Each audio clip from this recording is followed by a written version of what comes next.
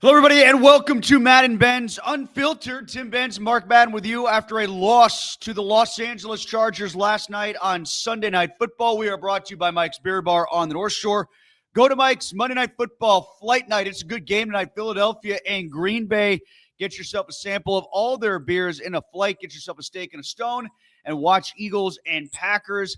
Mike's Beer Bar across from PNC Park on the North Shore at the base of the Clemente Bridge.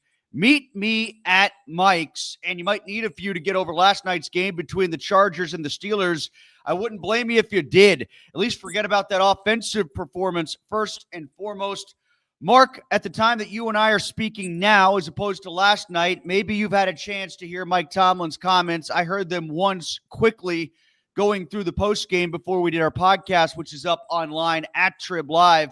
And boy, he got defensive about some stuff, and I think the reason he got defensive is because some questions were very pointed and needed to be asked about that offensive performance against the Chargers. I think the reason he got defensive is because he knows it's the same old story.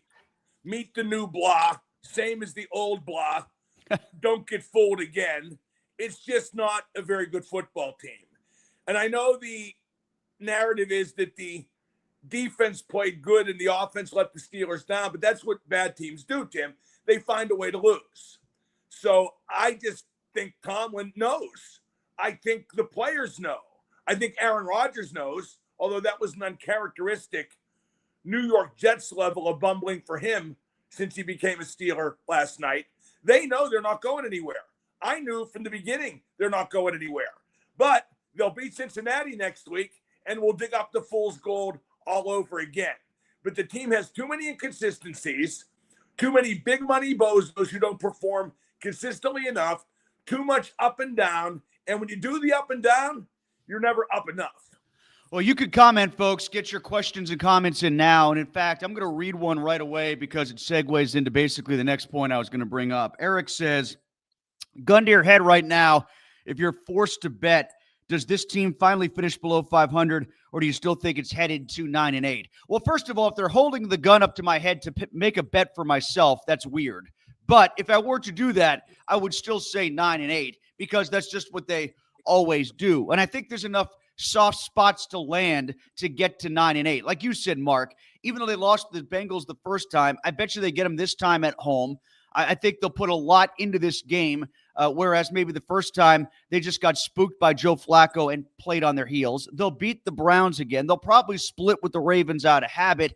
And there you go. That's 8 right there. And I'm sure they could get either a win against the Bears or the Dolphins, just to think off the top of my head. They'll probably get to 9-8, but does it matter? Like, this is the point that I always make about the Mike Tomlin never had a losing season thing. There's a lot of times ththey've gotten to 9-8, 8-8, 10-7, whatever it has been, to stay above 500, or it hasn't really felt like being above 500 because the pain of how you got there and have losses like this along the way pull the plug on the enthusiasm of the season.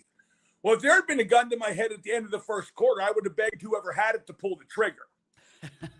What was the score? Pittsburgh 3, Los Angeles 2. I was waiting for Ohtani to homer. But yeah, it's just, you're right. I mean, they will get the 9-8 because it's kind of what they do and what they're designed and built to do. However, unintentionally, perhaps, at this point. You know, it's the chip in the chair, the poker tournament thing.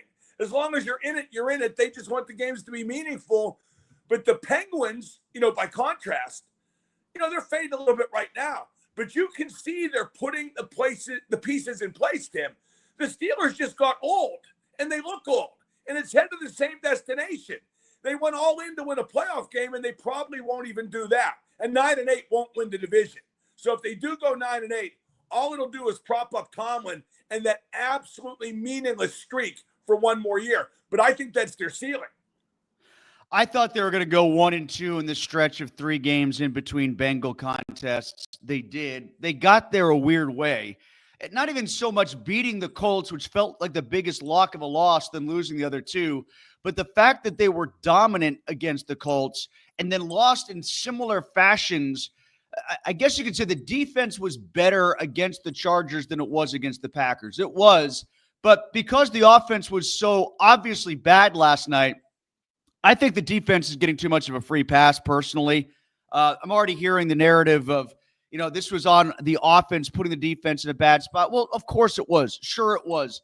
But at the same time, that's what bad teams do. Bad teams find a way to lose. The Chargers could have had much more. Like, that's the point that we need to remember. They were running Kamani Vidal into the line just to move the clock with 6 minutes left, when if they needed to get creative and get first downs, they could have. I get it. The offense kept giving the ball back to the Chargers quickly, and the Chargers had short fields to work with a bunch, but 37 minutes of possession time and 19 more plays says it all. The defense could have gotten them off the field, could have created the turnovers and not dropped the potential turnovers that they did against the Colts. And Mark, your point was a very salient one of the podcast, which is when they get sacks, those sacks need to count. They can't just be, losses of 3 that don't really impact the flow of the game or create strip sacks. Yeah, and it goes to show, if you control the ball, manage the ball is a better term. If you don't turn it over against the Steelers, you win. That's the only way they win, is when they get turnovers. And yesterday they got none and didn't have a chance to win the game. They were never in danger of winning that game. And Tim, I got to know, remember I used to call Bell and Brown the toxic twins? TJ Watt and DK Metcalf, the big money bozos.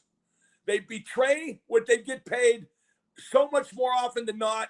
They're not living up to their salary, not living up to their hype, not living up to their ego, and were both invisible yesterday at Los Angeles. The big money bozos. Well, the Jonnu Smith thing probably needs to be talked about more than what it is, because there's so much else on the plate. Whatever happened to the theory that he was the number 2 wide receiver? Where did that go, and why hasn't that had more of a spotlight on it? We keep talking about they should have gone out and gotten a number 2 receiver. What about their notion that they already had one? How misevaluated was that? Well, how bad is their offense? How unimaginatively administered is that offense? I mean, they're not exactly doing revolutionary things with the tight end like we've been promised. They just found some big lug that they throw the ball in his gut. That's it. That's the list. They've dumbed down Freiermuth. Jonnu's disappeared. They don't have a number 2 receiver, and DK Metcalf's a bum. I mean, this offense is awful. It's awful. It's friggin' awful. Even on a good day, it's awful. And Rodgers finally succumbed to having to be the guy who's the glue, and 1 week he couldn't do it, and they were never in the game. I want to go back to the third down issue and Tomlin's response to that. And if people haven't seen it or heard it because it happened late, maybe you're just getting up now, you could go to Breakfast with Benz. You can go to the First Call post for today. And I embedded the video of the entire post game for Tomlin. It's the last question. It comes with like 15 seconds left. I think it was Alan Saunders who asked it. He said, do you want to run the ball more? And Tomlin was incredulous, rolled his eyes, sighed, and said, look, guys, we've talked about this before. You can't go 0 for 9 on third down and run the ball more. Well, okay, maybe you can run the ball on third down, like on 3rd and 2. Or if you want to get Jaylen Warren involved, which Aaron Rodgers, to the direct opposite of what Tomlin said, needs to happen, how about having Warren, who made his bones in this league as a third down back, occasionally stay on the field on third down? I got a bigger picture question. When are we going to stop pretending Tomlin's something besides a dope? Okay, he's not a good coach. How much evidence? How many more times? Like, the guy's supposed to be a master motivator, and they came out flatter than a plate of urine yesterday. How many times do we just believe his horse manure without calling him out on it? Big picture. He needs to freaking go. He needs to be out of there. New coach, new GM. If they could fire the owner, do that too. This team needs stripped from top to bottom. Well, they're not going to do that because I know they're not, but it doesn't mean they shouldn't. It doesn't mean my rantings aren't, however unhinged, totally accurate. No, I mean, but I've had the same rants and I've said the same thing, and I've just sort of given up on doing it because I'm so frustrated by the fact that this is where they're stuck at. This is almost like, Mark, what they want to be. They want to be known for stability more than they do for winning. They want to be known for that more than they want to try to win, it feels like.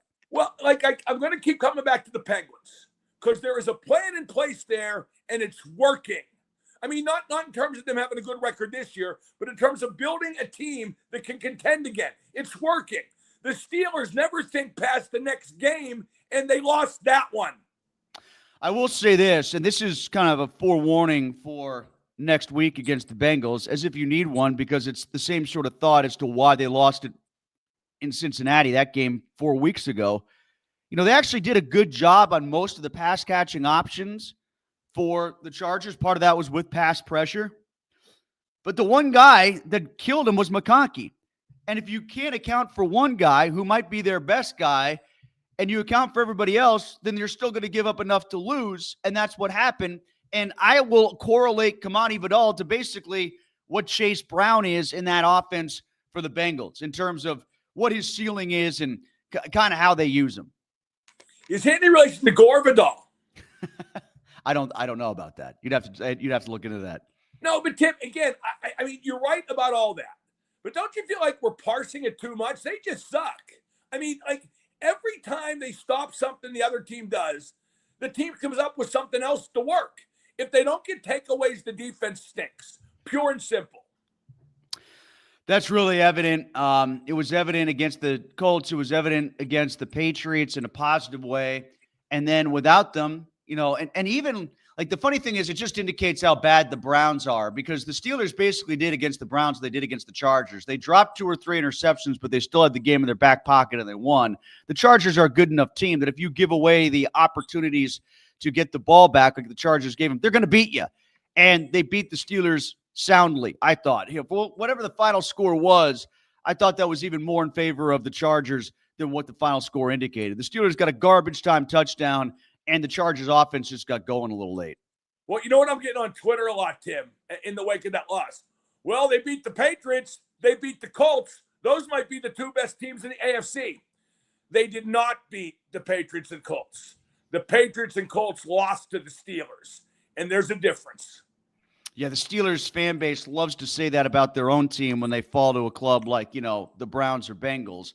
It can be true in the other direction, too, and it's starting to look more and more like that. Mark, let's talk a little bit more about Aaron Rodgers specifically in this game, because he wasn't good. You said New York Jets level bad. Not only did he make bad throws, I thought he made some bad decisions, too, particularly whatever he was trying to do on the safety, to hop out of the end zone, hop back into the end zone again. I was waiting for him to run along the back line like Dan Orlovsky at one point. Yeah, he was awful, and that was a bumbling, foolish play. I hate to come down too hard on him, of all people, even though he is the quarterback, because that's his first bad game. It is his first bad game, but he was bad. I mean, no, that's it. He's also never had a 300-yard game this year. You could say that. I wonder if that's maybe perhaps based on how they run the offense. Yeah, but see, Tim, I'm tired of those excuses that, well, TJ Watt's still really good. He just gets double-teamed and chipped. Well, DK Metcalf's really good. He's just the only target, so he gets double and triple-teamed. Well, Aaron Rodgers doesn't have a 300-yard passing game, but that's because of the way they run the offense. No, stand and frickin' deliver. And why do I sound like Gilbert Gottfried? I will say about DK and getting away from double coverage, or Myles Garrett getting away from chips and double teams. Well, that's right. Yeah, he doesn't, Watt doesn't, and maybe you saw the numbers. Yeah, Watt is double and triple team more because it's easier to do on the edge, and that's something that Collinsworth didn't talk about when he put that number up. It's easier to do that because you could put a back or a tight end outside the tackle to create the double team. It's harder to do that with Garrett. Now, you can slide a guard in if he's trying to go through the B gap. The B gap next to the tackle. You could do that, I guess, but then you're creating a hole for someone else, so teams don't do it as much. But now we're getting back to what I complained about before, okay? I'm not worried about that. Garrett's just better. I don't want to hear the tactical breakdown as to why Garrett's better. He's just better. It's nothing to do with tactics. He's just better. Parsons is just better. Watt's just not good enough. Metcalf's just not good enough.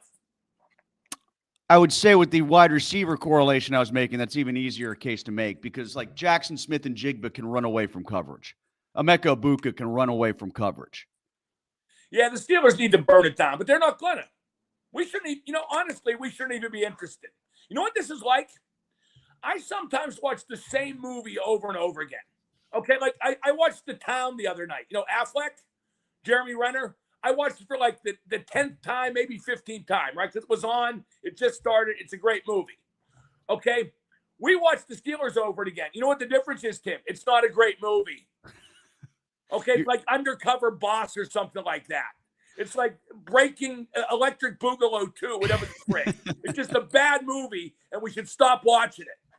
Well, you're a real gem, Mark. You're a real gem. J-E-M-G. This you can have this one. He's a real gem. Real quick before we get some comments here, how about the Penguins and what they did with the goaltending this week?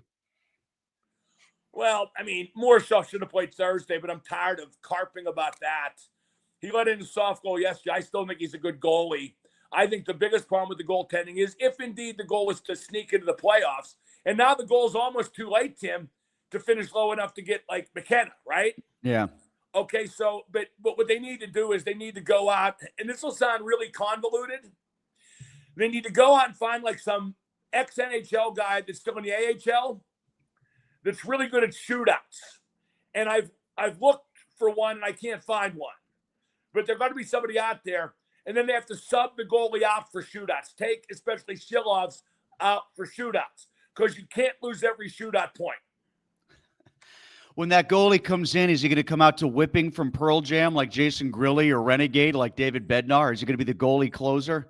As long as he plays, I don't care because you can't worry about protocol and hurting the starting goaltender's feelings for the sake of losing a point every time. The guy's faced 8 shootout attempts. He's allowed 7 goals, and I think 5 of those through the 5-hole. Let's get to some comments here, and we'll start things off with Eric, Eric was the one we read already. Let's get to Tim, who says, how do you break down the responsibility of this mess between Omar Khan, Mike Tomlin, and the players on this team? Tomlin, 50%, Khan, 30%, players, 20%. I think it's going too easy on the players. Yeah, why do we have to break that down? Why don't we just say that the situation as is sucks and won't ever get better? Why can't we say that? Why do we not have to look at the whole organization from the owner to the ball boy and realize it's behind the times, it's outdated, it's prehistoric, it got older for no good reason, it's half all in, which means it's not all in at all, no moves at the deadline, and it's not going anywhere. It's a nothing happening organization. It's never been a more embarrassing time for the logo. And sure, they've had worse teams, but like when Kyler went 5-11, they drafted Ben. I mean, this can't get better. It's like they don't want it to get better. Gary wants to know which of the offseason contracts looks the most egregious at this point. Well, I mean, it's got to be Watt because it's the longest. And it's also at a position where they've shown they can find the talent to find a starter.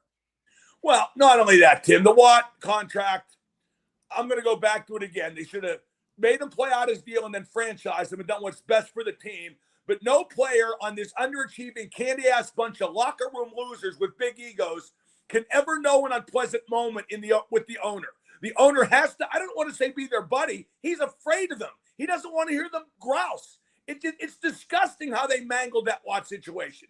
I said then, make him play it out, franchise him, and I was right. There was no right and wrong. I was right. There was no debate. I was right. And they didn't do it, and now they're clearly wrong. Richard says the Steelers refuse to rebuild because they're all in on Tomlin, never having a losing season. The roster got older this past offseason just so they could go all in on trying to get a playoff win, which is looking far less likely as the season progresses. Yeah, I mean, they better be really careful about this division thing because with the Ravens getting hot again now, the division, I think, is their only path to the playoffs. Yes, the Steelers have to win the division to make the playoffs. I think that's correct.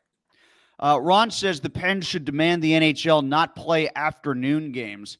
In general, I'm not a huge fan of afternoon hockey, especially this time of year, but you got to play them, especially like when the local football team is on in the middle of the night against the Chargers. You might want to play an afternoon game. You said, Mark, they actually had a pretty good walk-up for that Miroshov debut, right? Don't know about a walk-up, but the crowd was pretty good. I mean, I wasn't there. I didn't see the attendance figure, but watching on TV, it looked pretty good, yeah.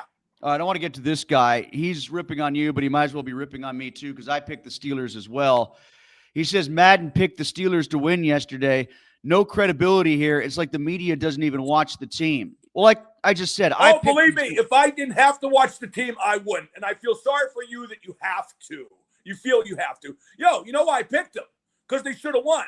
The LA offensive line was beat to crap. They were down to their third string back, and the Chargers beat them anyway. Don't blame me for making the wrong pick. Blame your master motivator for letting his team come out flat, and then they sucked for 60 minutes. Right, I have no credibility. Let me tell you who has no credibility. The Steelers, their logo, their owner, Mike Tomlin. That's who has no credibility, bitch. I thought exactly the same thing when I read that. If the Steelers went into a game with 2 backup tackles and a third-string running back, the excuse-making would be through the roof. And now we're supposed to say that didn't matter for the Chargers? Come on, give me a break. Well, to be fair, Tim, the Steelers did go into games with 2 backup tackles last year, Dan Moore Jr. and Broderick Jones. Oh, I thought actually, Mark, that's one thing we haven't talked about. I thought the offensive line took a big step back last night. I thought the offensive line had made some progress, but literally from snap one, when the backup guard starts with a false start, the offensive line took a big step back, and I thought the 2 tackles that have made some progress were the chief offenders. Yeah, no, I want to get back to this guy, though. That's what I hate about Steeler fans. That's why I pretty much hate each and every one of you watching, because you have no credibility. Your team sucks. It hasn't won a playoff game in 7 years, and you're getting mad at us? I don't think so, Joel. That's just ridiculous. Calvin says the defense held off a high-powered offense with a great QB as long as they could. Tomlin lost one of his signature low-scoring games. This L is on Tomlin, Rodgers, and the offense is weak. You're letting the defense off too easy. I'm sorry. If your whole basis for existence is getting turnovers, and you have 2 in your hands that you drop that lead to 5 points directly, then that's on the defense too. And if you can't stop the third-string running back with the 2 fourth-string tackles, then that's on the defense. Yeah, but that just shows what marks those ninnies out there are. Defense, steel curtain. They won't ever acknowledge that the defense sucks. This one, I think we just lost Mark there. I don't think he was taken out by the Steelers. I think his internet just went out. This one comes from Justin. Only the Steelers stooge media thought 4-1 was a big enough gap. Everyone else knew the Ravens would catch them, and it won't take much longer. The betting market certainly suggested that. The betting market said that the Ravens were still the favorites, even when the Steelers looked like they were firmly in control. We got Mark back. Mark, this guy's talking about the 4-1 record and the lead that the Steelers have, that they're pissing away to the Ravens now. We always thought it was a threat. Vegas was basically baiting money, and it came in heavy on the Ravens, and now it looks like those people might pay out. Yeah, part of that's to do with the credibility of, well, no, that I was going the wrong direction. Like, yeah, you're right. I mean, you would think, no, you're right. They were trying to bait Steelers fans into betting on better odds when they knew the Ravens were going to win the division. Right. Right, that's what I'm saying. And then those that bet on the Ravens, as minus money, are still going to make a profit. Like it's not going to pay out like the plus money that Steelers would have, but it all comes down to now likely those 2 head-to-head games against Baltimore. And based on what I saw last year, forget about this whole Lamar Jackson hex. That thing evaporated. I think the Steelers would be lucky to get away with a split this year. But when do they just get better? I keep coming back to the big picture. When do things not feel old and outdated? When do they keep the right guys and get rid of the wrong guys? When do things change? When do we acknowledge that Tomlin and Khan's always been in over his head. He's a cap guy. He's a bean counter. He's not a football guy. Tomlin hasn't won a playoff game in 7 years. His team's come out flat, even though he's the master motivator. When do we just rip this organization to shreds and demand they start over? And you said it before, Tim. You know why? Because we know they won't. Let's get to one. I don't even know what the name on this one is. This team is going nowhere until Art the Second and Tomlin are gone, and they don't give a crap. Art the Second's not going anywhere, you nitwit. They don't give a crap about the product they're putting out there. I'm the nitwit. Tomlin's not going anywhere. This one comes from Dave, who says there's no rhyme or reason for the Steelers team. No one to get excited about. They'll lose next week, too. The no one to get excited about. Is there a Pro Bowler on this team, Mark, anywhere? I don't think there is there? Well, maybe Watt lifetime achievement based on his couple good games. By default? Like he might just rack up enough sacks so that he gets there. I mean, like numbers-wise, Highsmith might be on a faster path in terms of just sack numbers and productivity. No, I mean, you're right. Maybe there's not. Pete says it doesn't take a genius, let alone a super genius, to see the Steelers stink. They don't adjust in game to take advantage of what the D gives them. I'm not sure what the D gave them last night. If you're suggesting that they should have run more, again, I'll go back to this with the running back thing, like what Rodgers talked about. Leave Warren in on third downs. Like, they had, of their third downs that they fanned on, 4 of them were 3rd or 5 or less. You can run in those situations, especially in an era where most teams go for it on 4th down now anyway. Get half and go on 4th then. But you don't have to throw on 3rd and 2 all the time, especially when the pass offense is out of sequence. You know what? I'm like almost out of things to say. That's too bad because you got a 4-hour show today. No, but I mean, you know what I mean. I feel like we're rehashing the same crap and analyzing and proselytizing and scrutinizing and strategizing, and it all leads to Palookaville. Like I said, it's the same movie, and we're watching it again. Yeah, I think part of that is we analyzed the hell out of this team because the baseball team was no good, the hockey team was no good. We talked about the draft and free agency and Aaron Rodgers coming here into oblivion before we even got to Latrobe. And every scenario under the sun was advanced, and now they're living down to one of them, which is all that change and no change. The Steelers, in their own way, are run just as badly as the Pirates. In fact, I take that back. The Pirates are run much better because they achieve their goals. Their goal is just priorities. for profit. Yeah, their goal is just for profit. That's kind of a different kettle of fish, that conversation. But I get your point. This makes me so mad because it's so transparent, not enough people see through it. What do you think people see then when they see, like, the matchup on a Sunday and they're a 3-point favorite?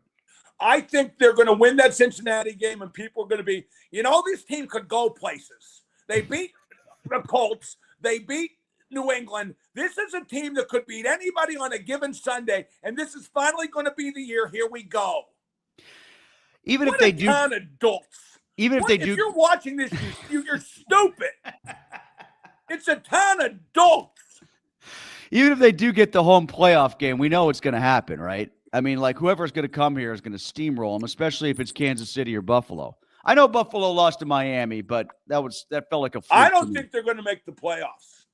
I think there's going to be, like you said, one team out of that division, the champion makes the playoffs, and that's it, and it ain't going to be them. All right, Mark, what else do we have on the show today on Monday to wrap things up from Los Angeles last night? Just more anger. Any anger about Liverpool? Yes, well, not on the show, but yeah, but at least we won the league last year. There's that to hang your hat on, yeah. Seriously. I had a bunch of Steeler fans. Well, your football team got killed. I go, yeah, mine won the league last year and in 2020 and Europe in 2019. I mean, my football team tries to do the right thing all the time. Well, I heard on DV. And yours doesn't. I heard on DVE today, Mark, that this is the anniversary of the wreck of the Edmund Fitzgerald. That feels appropriate after last night. Tim, there was a time in the first quarter when the waves turned the minutes to hours. That'll do it for us. The Madden Monday podcast is up as well. Also brought to you by Mike's Beer Bar and the Fans First Network at Trib Live. We'll be at it next week after the Bengals and see if we're talking about the same thing again. I bet we kind of are. We'll talk about the Penguins too. Plenty to get to. And we'll see what Notre Dame does to Pitt. Maybe we'll bring that up as well. This is Madden and Benz Unfiltered.